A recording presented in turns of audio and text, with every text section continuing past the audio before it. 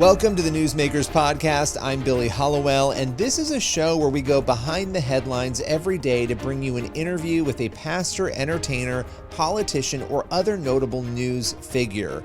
And this is a show, again, it's daily, but it's based on our weekly TV show, which is also called Newsmakers. You can watch it on the CBN News channel and also on our YouTube page.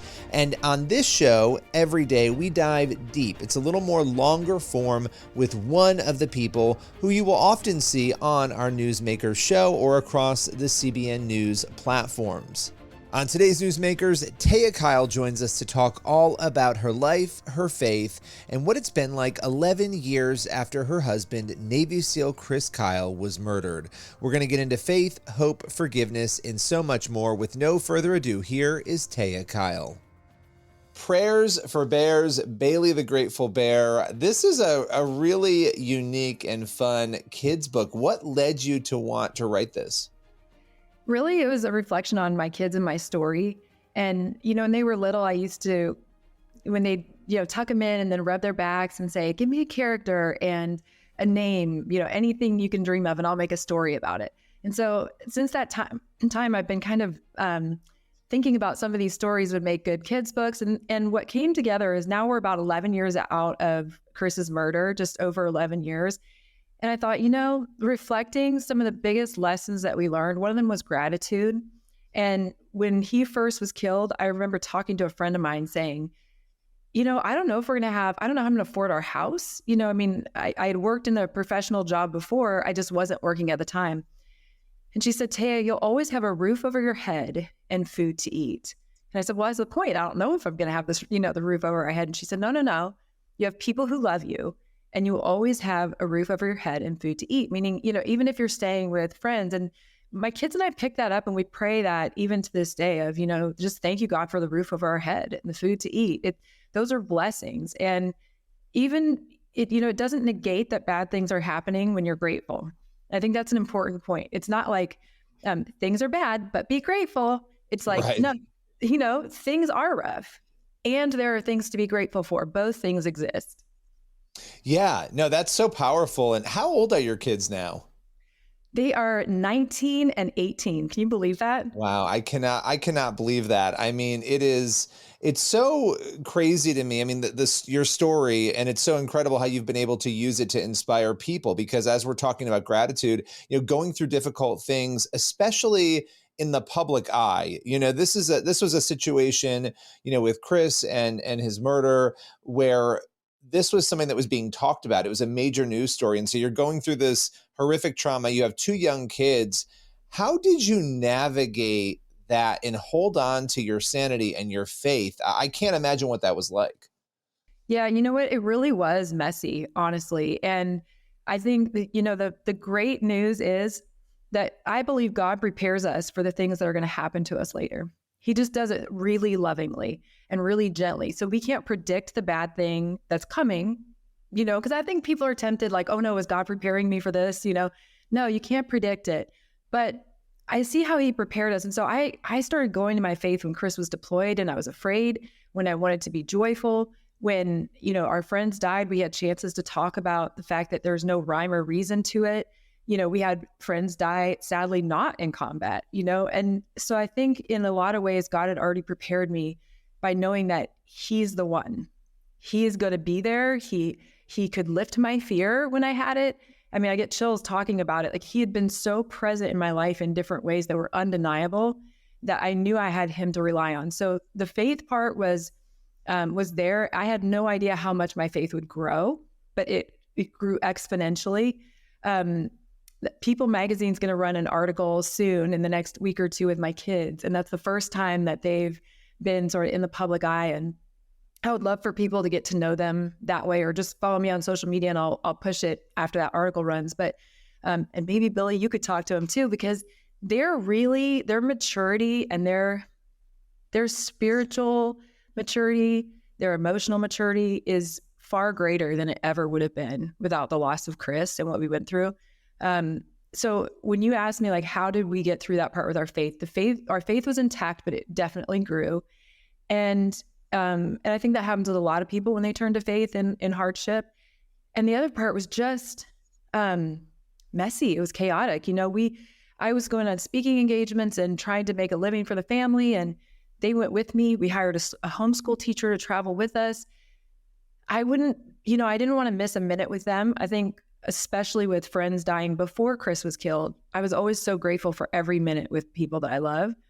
And that certainly, didn't change when Chris was gone. I wasn't going to sacrifice time with my kids. And they were little enough that they could go with me. And then they came back and went to school and got in sports and all that. But it was just messy. And I think they learned a lot of grace. I learned later that I had to give myself grace. Because, what I learned, Billy, is you talk to other people the way you talk to yourself. So if I was being really hard on myself, I was being really hard on them. And, it was wanting to be a better mom that kind of got me aware of like, why am I so hard on them? And I went to a therapist and she said, because it's the way you talk to yourself that you talk to them. And so I was like, oof, So anyway, lots of stuff. I know we could talk forever on that stuff, but it was messy, but it was also important, I think. No, absolutely. And I mean, you were out there. I think you and I first connected when I worked at the Blaze years ago, and just watching you very boldly speak out, that is not an easy thing to do. You have these two young kids, you're raising them, and it's amazing to hear that your faith grew. I would imagine, and I can't speak for you, but, you think through scenarios, did you ever have to grapple with, any frustration or even anger or confusion when it came to God, especially looking at, here's Chris, the best sniper in American history. He's gone to war, he's come back safely, and then this happens. Just sort of wondering why, God, why did it happen this way?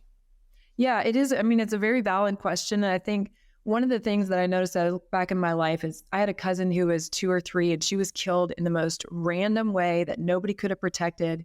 And so I remember growing up and hearing my aunt say, there is no fair, right? There is no fair.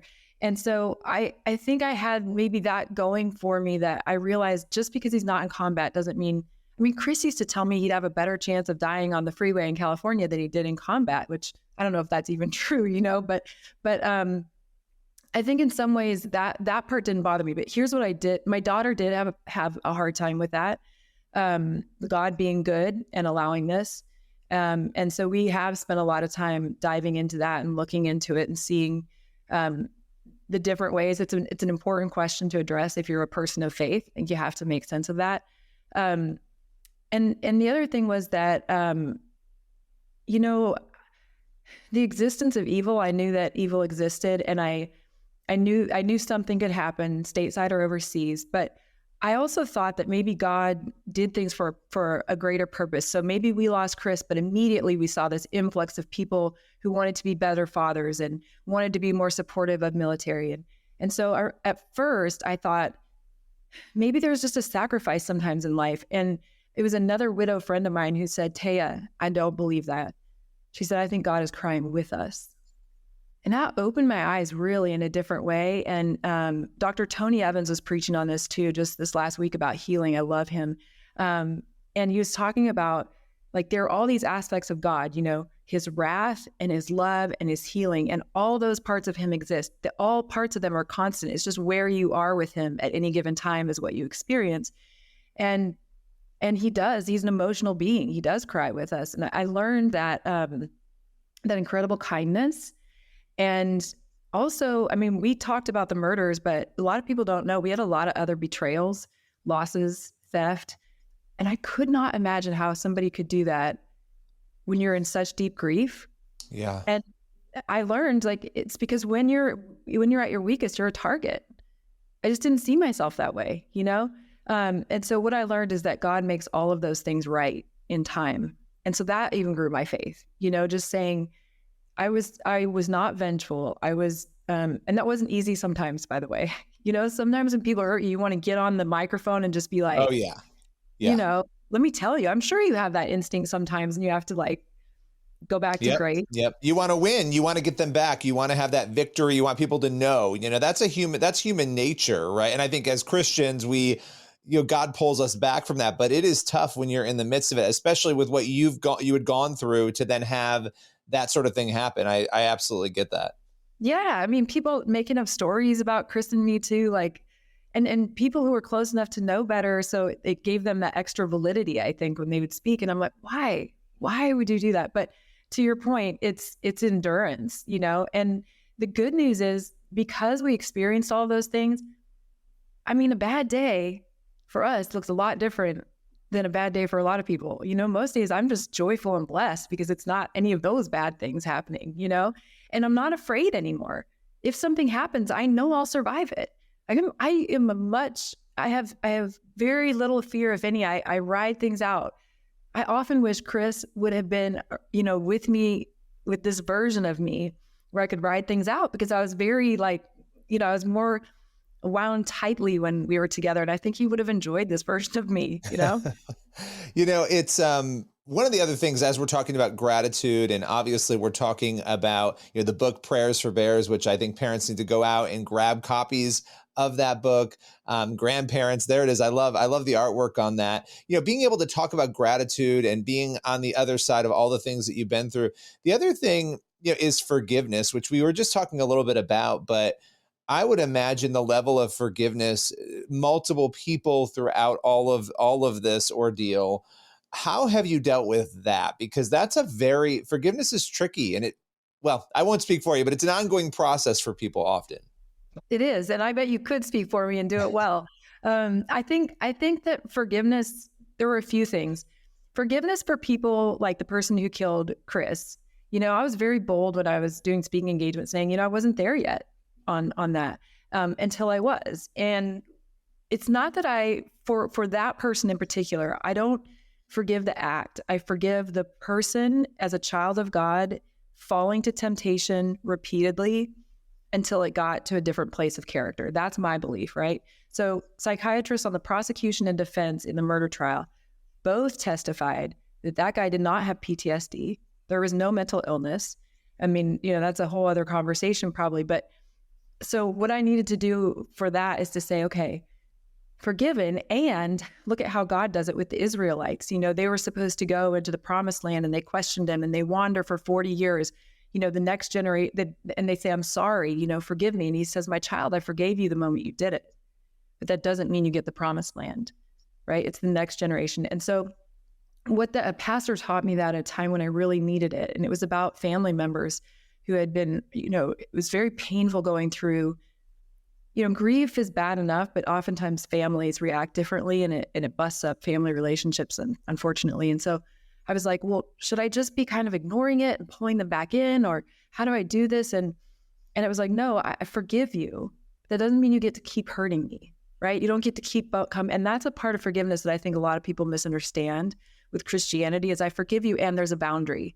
So It does take time. It is a process. And I am so happy to say that I've gotten to that place with everyone who's hurt me, and my kids, right? Because it was never just me, it was them too. And I go, you know what? I forgive you for being human. And most of these people, Billy, most of them have not asked for my forgiveness. And I think if somebody asks for it, it's much easier to give it. Yeah. But if somebody's asking, right? When somebody's not sorry, I mean, that's, they're not sorry. And yet, we can't allow ourselves to be controlled by that anger, right? And as you were saying, it may take time to get there, but when we hold on to it, I mean, some of the most angry people I know in my life, some of the most vicious people I know are people who have not let go of things that anger them. They're the people who talk about things that happened 40 years ago, still like they happened yesterday. Being controlled by that actually hurts us, right? So, no, it's incredibly powerful to hear you say all of that. And, I wanted to add one of the big things you do, your foundation. I mean, this is something I want to talk about because, again, just like the book, turning something horrible into something that can help others. Talk a little bit about your work with the foundation and what you're doing. Yeah, so thank you. TACF is what we call it for short. It's much easier to remember than Taya and Chris Kyle Family Service Marriage Strong. That was a board decision, not mine. It's so long, but TACF. We help service marriages, and that's first responder, military, active duty, retired, veteran, all of them. They all need help with their marriages. And the Army did a study saying that 80% of service suicides were relationship related. Wow. And that is, right? That's astounding, but it makes sense. And it's important to note that it's not the fault of the people in the relationship. So it's not like, oh, they couldn't figure it out. It's that It's that they didn't have the tools that they needed, and we are able to provide those tools, and they didn't have it in a way that felt safe. And once they have that, they can rely on each other and get through trauma together. But without it, it's very confusing. So the motivation for me was, gosh, how did Chris and I make it? 97% of the enlisted guys in the SEAL teams when he was serving were divorced or hadn't been married, right? So how did we make it? And I looked back and I saw the different things that God so kindly dropped in our lap along the way that taught us, because there's no civilian counselor that knew how to counsel us. There are no books to read. And so what we do is we come from a coaching standpoint, and we use Gallup's Strength Finder. So the first thing that couples do is they take the Strengths Finder, then they meet with a coach, one-on-one online, like couple and the coach, and they come from a place of strengths.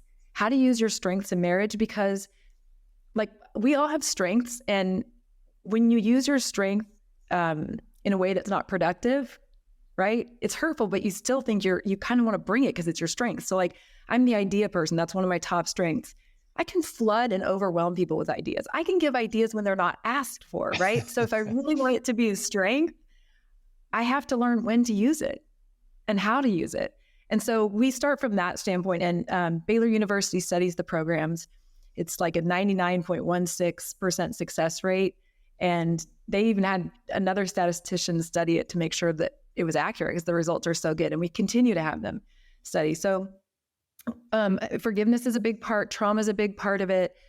Communication. Like if you're in a service field, you usually shut down communication or compartmentalize a lot, and you're trying to protect your partner, or you're trying to not have to deal with things. So we do a lot of stuff on that. Intimacy. There are a lot of people that don't. We talk really bluntly and boldly about intimacy. I mean, there's people know physical intimacy, and we get really bold about that too.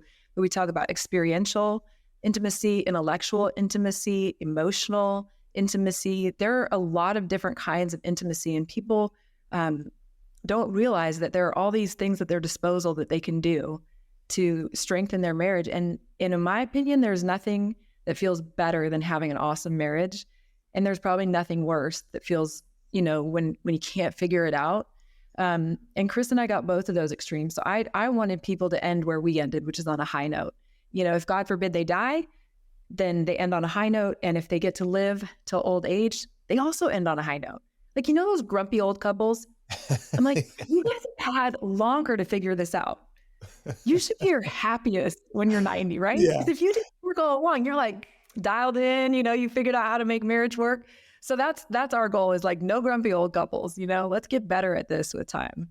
Yeah, no, I love that. And you hear this a lot, with obviously military, you hear it with police officers, others in uniform who they struggle with marriage, and that the pressures of the job and what you're going through. I think obviously it's a little different for military, especially when people are being deployed. It's even more intense, but it's incredible that you focus so much attention in on this. And I kind of want to bring this all back around, to this book, because we've talked about so many themes today. And one of the best ways to instill these values that we're talking about in kids is through books, reading time with your kids. And so at the end of the day, when all is said and done with Prayers for Bears, what are you hoping people take away from the book? Thank you so much for asking that. Couple things. One is fathers who read with their children have a much greater rate of reading later. Children or fathers who lead with faith, children and families do better with faith. So I wanted to give that opportunity for people to read to their kids, men and women, and build this foundation before they need it. Because there's always going to be a time, you and I know this, you're always going to need some gratitude, and you're going to need a prayer. And so I got this phenomenal illustrator, Tori, and I did this so look at Bailey Bear. Is that not the sweetest? I love it. Like, it comes alive in this book.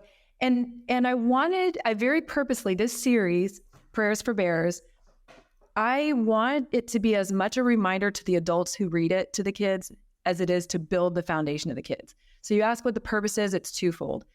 When Bailey has a really rotten day and things aren't going Bailey's way, Bailey's parents teach Bailey a prayer that is, thank you for the roof over our head and food to eat, our little bare paws and our little bare feet, right? Because there are people wishing for food and a roof over their head, and there are people wishing for hands and feet. You know, we know a lot of people who have prosthetics, you know, so sometimes when you're having a hard day, it's good to recenter. And so parents, grandparents, godparents, whoever's reading the book to the young kid, I think both people benefit from that reminder. I love that. Well, where can people go? Is there a website? Obviously, they can go wherever books are sold. That's always the answer. But is there a specific place, both for the foundation and also for the book, that you'd want people to go? I love that. Thank you. So tayakyle.com is a good place to kind of reach everything else. But yes, Prayers for Bears, Amazon, Barnes & Noble, and all of that. You can also buy it through my website. TACF, you can reach TACF through my website, tayakyle.com. But you can also go tacf.org. It's an important part, org. It's not a com, it's an org. And I'm actually just starting, Billy. I'd love it even if you signed up, but I've never done anything with people that signed up for emails. And for the last year, I've been writing letters to the Holy Spirit and God and Jesus, different letters to each one of them on different days. And I'm really vulnerable about it. They're my devotions, but I'm going to start sending them out on email on the advice of some friends that I've been sharing them with. They're like, you need to share these. So I'm going to start doing that on my email too. I love that. I will be sure to sign up. That sounds amazing, and appreciate your time. Looking forward to connecting again soon. Yeah, thank you for having me. That's all for today's Newsmakers podcast. Be sure to tune in for the next episode of the show, and also head over to the CBN News YouTube channel and the CBN News channel to watch Newsmakers every week. We'll see you soon.